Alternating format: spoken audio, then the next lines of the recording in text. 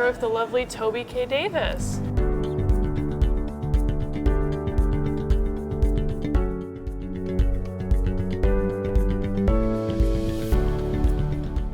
I'm one of those people who basically grew up inside of my stories. I was born in Eastern Tennessee in a cabinish kind of house.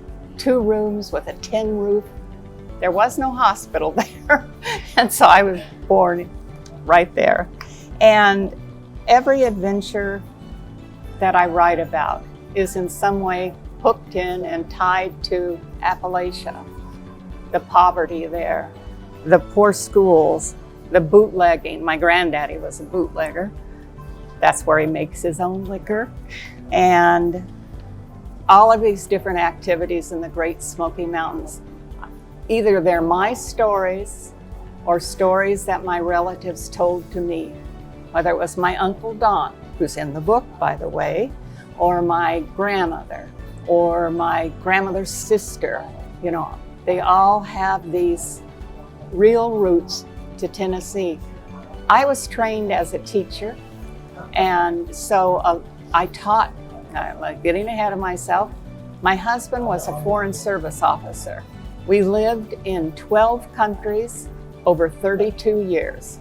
And most of the time I was working as a reading specialist or a resource teacher, helping kids learn how to read. And I had 2 goals.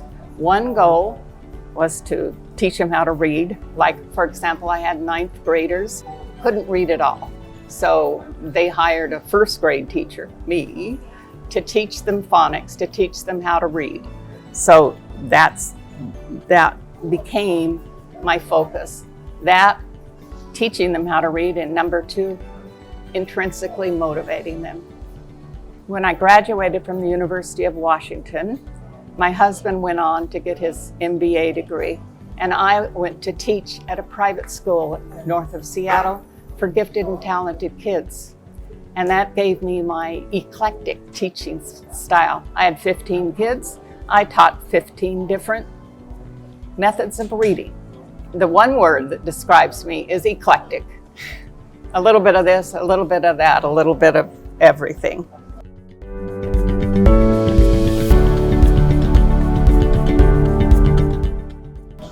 Well, Keely is the heroine. She's a 10-year-old little girl, kind of like she's a knight, you know, in old times, a knight, you know, fighting for right without armor. She has no armor. She's defenseless. And in her hometown, there's lots of boarded up houses, deserted homes. The local mine is closed. Very few of the families have work. And so it's a sad place. And Keely's dad has a job, but it's as a salesman. So he's gone all the time, for weeks at a time. And her mother, her mom gets sad, lonely, drinks too much, and is not so nice to Keely when that happens. And the bills overwhelm her, and her anger is uncontrolled. So Keely has that, but she has one thing that makes her special. She has her grandmother. Her grandmother loves her unconditionally and believes in her. And so she tells Keely, don't worry, you're special.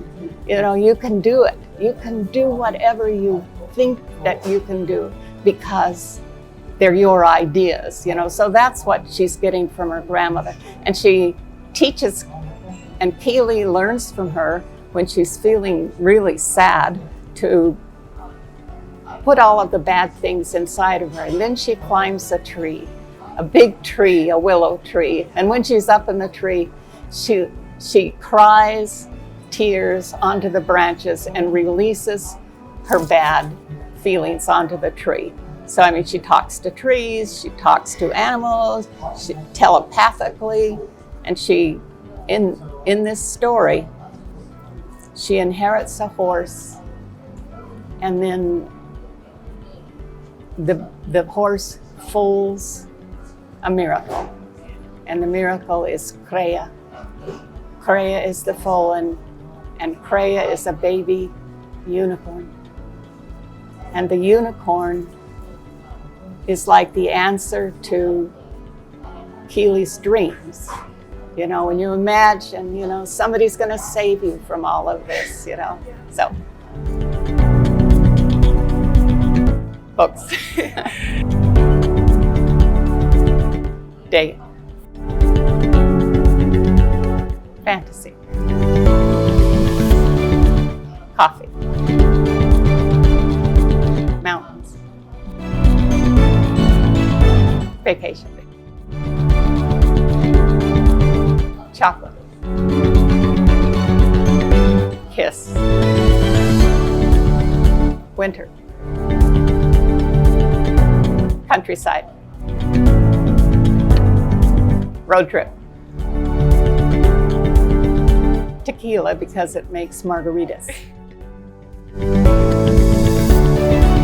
Waffles. Off.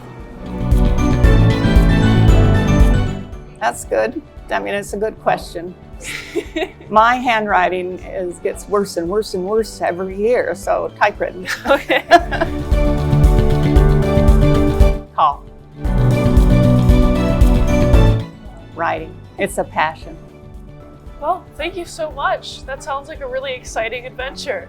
Thank you. And thank you so much for being here with us today. It was a pleasure.